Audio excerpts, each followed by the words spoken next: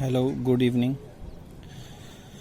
हम लोगों ने एक्टिव वॉइस पैसिव वॉइस में लास्ट वीडियो में पढ़ा था कि I, me, we, us, you, she, her, he, him, they, them एक दूसरे से चेंज हो जाते हैं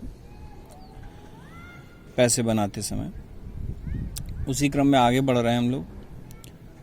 तो यदि एक्टिव वॉइस में मॉडल वर्ब का यूज़ हुआ हो तो मॉडल वर्ब में माइट, मस्ट, ऑट, ये सब मॉडल वर्ब का यूज़ हुआ हो तो सेम वर्ब के साथ बी लग जाएगा। जैसे कि example, he must consult a doctor, तो इसका पैसिव जब बनाएंगे a doctor must be consulted by him. सब कुछ हम लोग वैसे ही कर रहे हैं, केवल मॉडल्स वर्ब होने के कारण यहाँ पर हम लोगों ने बी ऐड किया है। दूसरी बात, पैसिव वॉइस की जो सबसे बड़ी पहचान होती है और मुख्य पहचान होती है कि हेल्पिंग वर्ब प्लस वर्ब की थर्ड फॉर्म। कई कंपटीशन में पैसिव वॉइस पहचानने के लिए भी आता है कि ये सेंटेंस पैसिव है या नहीं है। लोग उसको बाई से पहचानते हैं। बहुत से लोग क्या करते हैं कि बाई लगा है तो बोल दिया पैसिव वॉइस है, लेकिन ऐसा नहीं है। बाई ना लगा हो और हेल्पिंग वर्ब और वर्ब की थर्ड फॉर्म दी है तो वो निश्चित रूप से पैसिव वॉइस ही होगा। आगे उसी से रिलेटेड जो भी रूल हम लोगों ने पढ़े उससे रिलेटेड कुछ सेंटेंस दिए हुए हैं, ये आप लोग करने की कोशिश कीजिएगा। The army has defeated the enemy. Next is she had completed the work before you arrived. Next, they will have finished the game. आगे नेक्स्ट रूल है, जब वर्ब के साथ दो ऑब्जेक्ट दिए हों।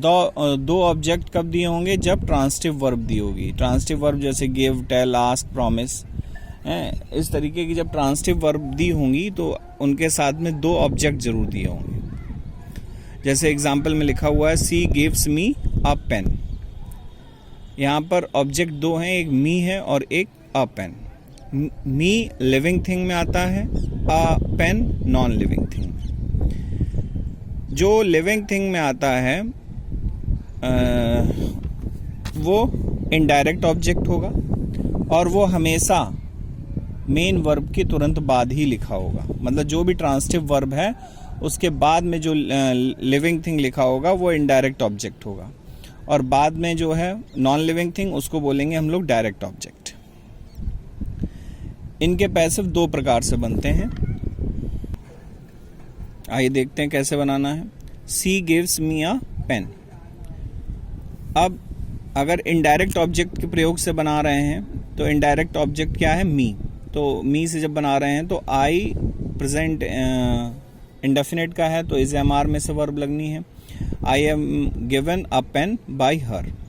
और अगर डायरेक्ट ऑब्जेक्ट ले रहे हैं जैसे कि a pen, a pen is given to me by her. जब डायरेक्ट ऑब्जेक्ट से बनाएंगे तो इनडायरेक्ट ऑब्जेक्ट के पहले इन्फिनेटिव टू का प्रयोग करेंगे। वर्ब के तुरंत बाद आने वाला ऑब्जेक्ट ही पैसिव वॉइस में सब्जेक्ट माना जाता है। जब मतलब वर्ब के बाद में जो ऑब्जेक्ट लिखा हुआ है अगर पैसिव जब हम बनाएंगे तो वही सब्जेक्ट बनेगा।